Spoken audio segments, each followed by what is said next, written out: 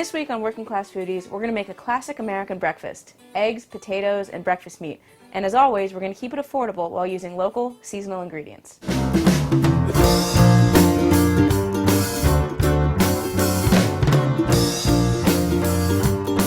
This week on Working Class Foodies, I wanted to make a spin on a classic potato hash, but instead of using overly salted canned corned beef, I used a fresh chorizo sausage homemade at a local market. You can use any kind of fresh sausage for this recipe, or you can use leftover roasted vegetables instead if you prefer.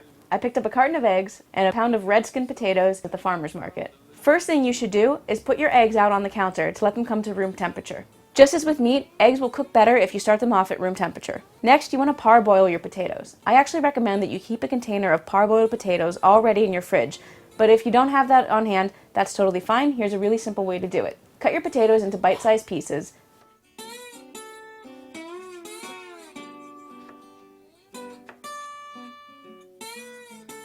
And put them in the pan that you're going to eventually cook everything else in. Cover the potatoes with water and add salt. I used a non-stick pan for this because I wanted the potatoes to brown on the bottom without sticking to the pan and tearing.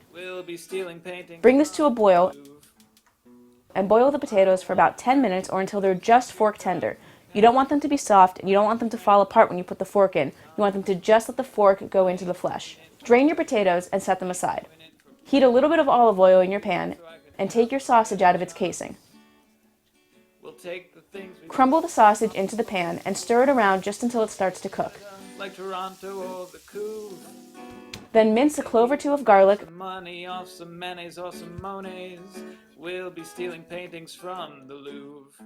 and add those in with the meat.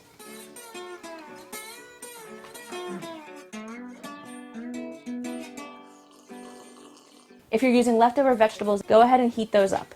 When your meat is cooked or your leftover vegetables are warmed through, add your potatoes back in.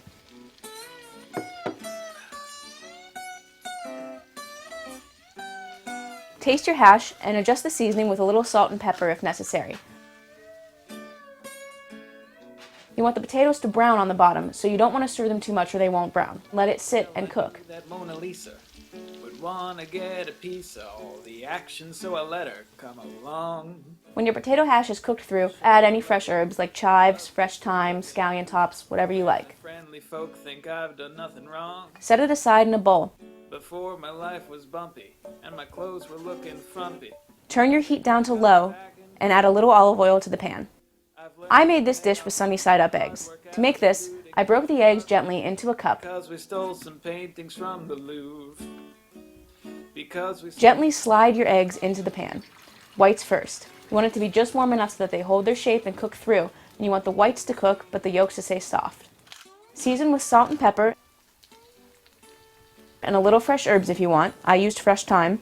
And just cook until the whites are set. You can also add scallion tops if you want.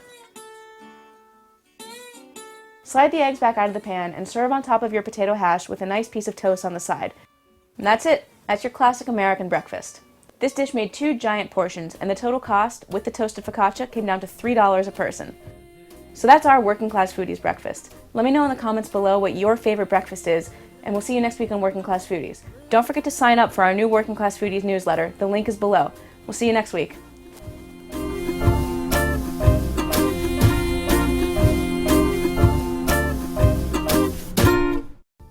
Check out some of our other episodes to find recipes that would go great with this dish by clicking any of these boxes around my face.